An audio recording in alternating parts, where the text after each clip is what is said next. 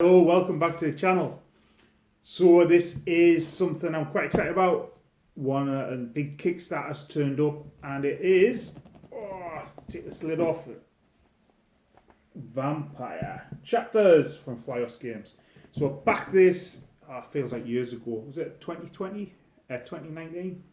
Anyway, boom, it's arrived. So rather than doing an unboxing video, I thought I'd do something I've entitled The Good, the Bad, the Ugly, or should I say the Bruja, the Tremere, and the Nosferatu. I just talk about my experiences with it. I'm not going to do an unboxing, shuffle components. There's loads of that online. I've had a chance to play it, give you some of my thoughts on it, where it's going as a long time vampire fan, and some of the things I'm going to be doing with it. Now, I might have mentioned this before in the channel. The game is set in Montreal. And Montreal is an existing piece of setting in the World of Darkness, the Sabbat.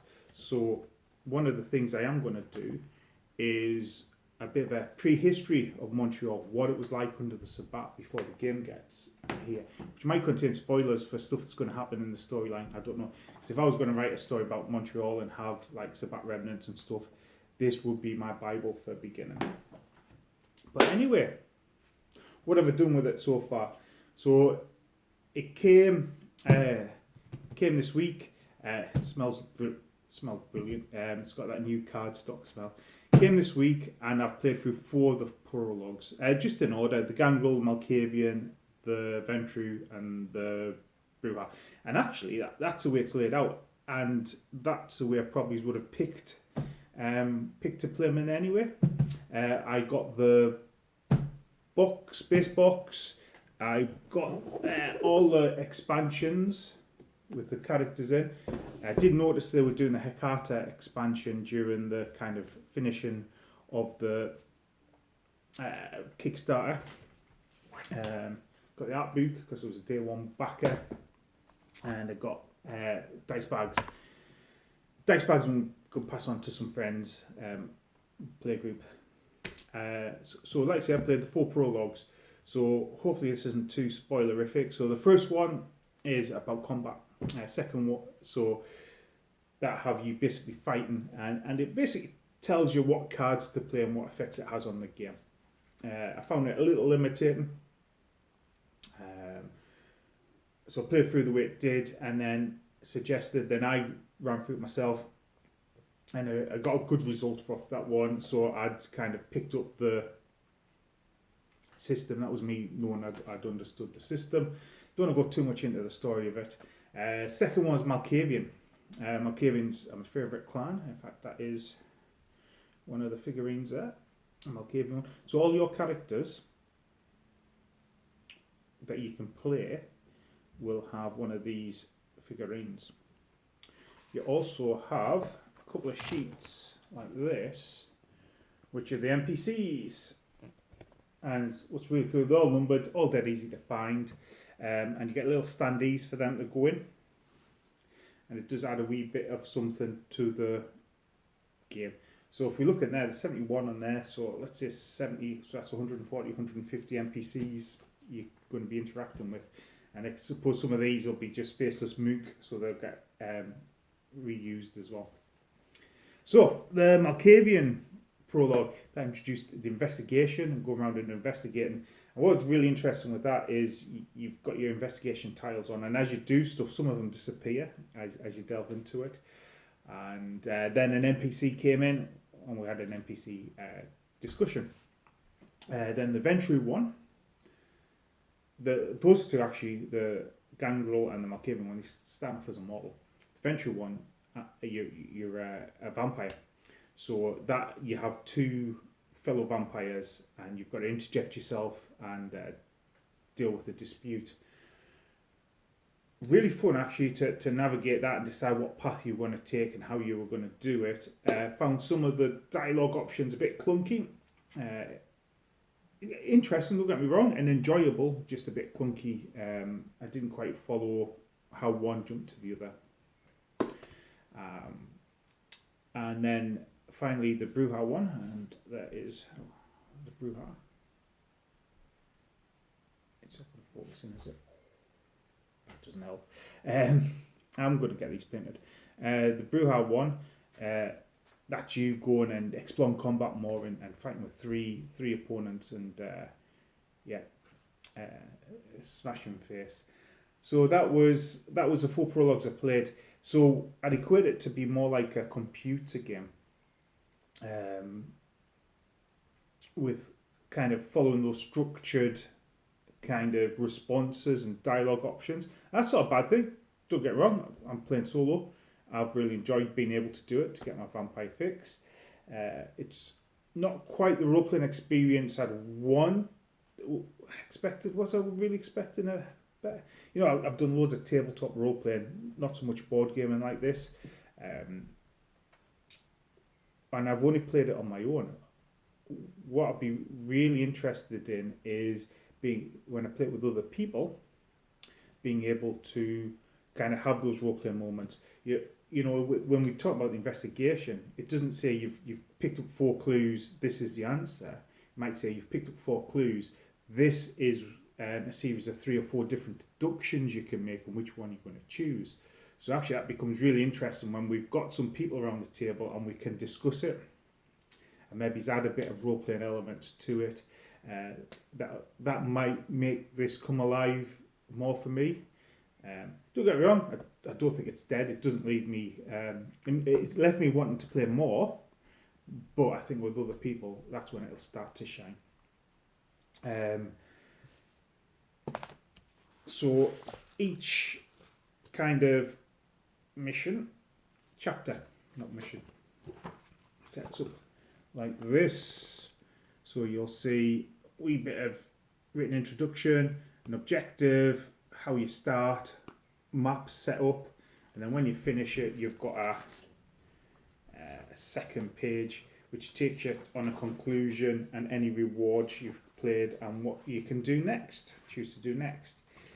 So that's a storybook for like everything. It's massive, and you'll see in there it's got the tile set up. So at the heart of this, your main playing area is going to be tiles.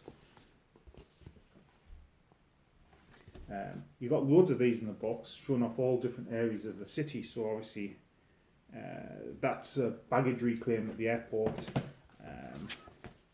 Like sort of outside stuff in the park.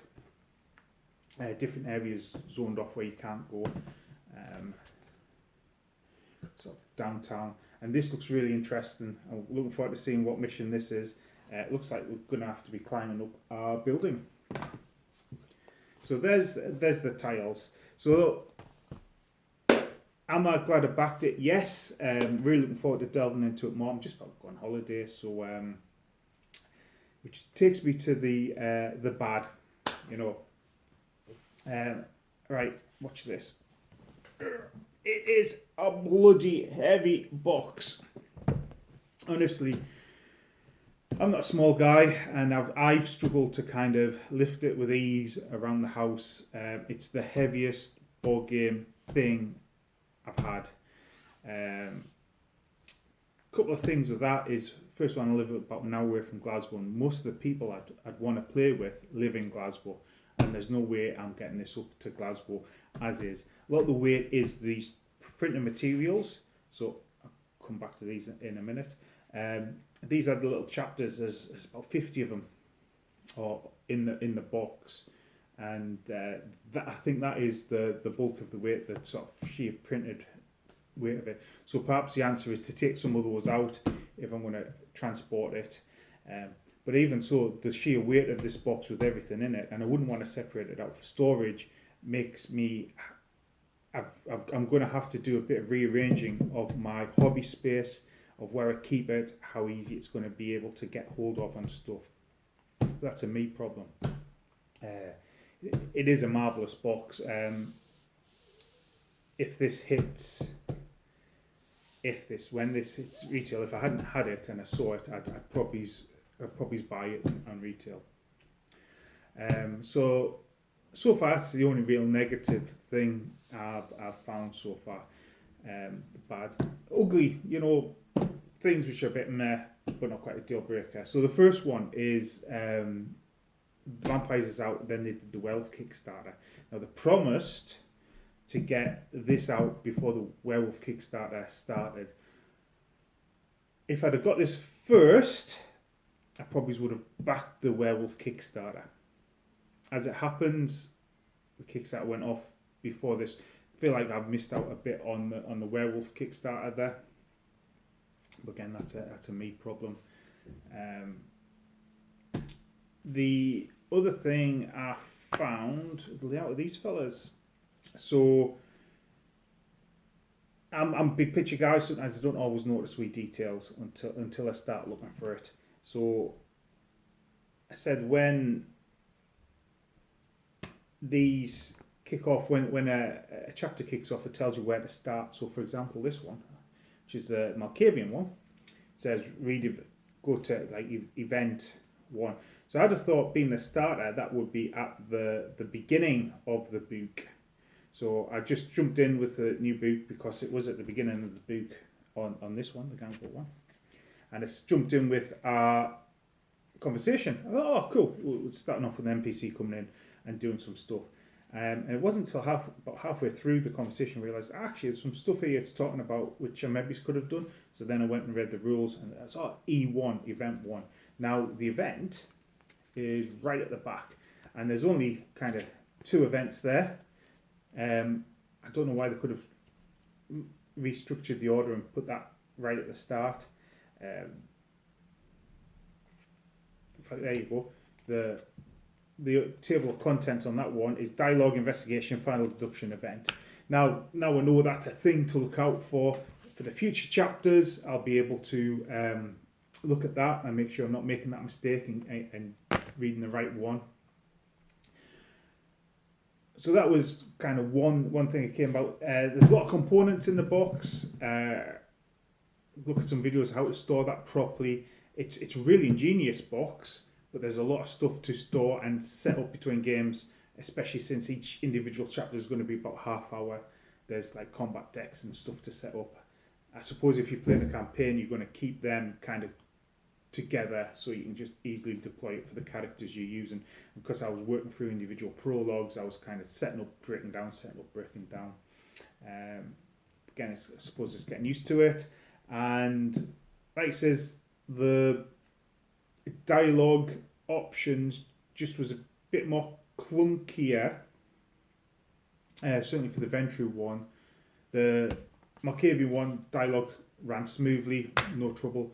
Ventru one felt a bit clunky at times. Something happened, I didn't really know how it happened, and you're meant to be sort of interacting with 2 vampires, and suddenly I was only interacting with one of them. But yeah, that's it. Final feelings. I've got the art book as well. I'm going to really enjoy playing this. I can see me playing a couple of chapters solo each week on one of my days off, an hour and a half, set up and play. I'll keep you updated. Chatting to one of my friends to come down, and we're going to run through it together as well, so that should be a bit of fun. Adding some role-playing elements to it. We're both kind of the guys who are storytellers and run the games, so it'd be really nice to be able to play a game and not have to worry about being a storyteller. And like I say, I'll do some videos about that, how we're getting on, maybe some playthrough videos. Don't know, we'll see how it goes. It might just be me playing some of those prologues, and I'll do some videos about Montreal as well. So I look forward to seeing you for some chapter games coming up, and if you've got chapters you've been playing through it, let me know how it's gone. Let me know how it's going with multiplayers as well. I'm really interested in that. But anyway, that's goodbye, au revoir for now.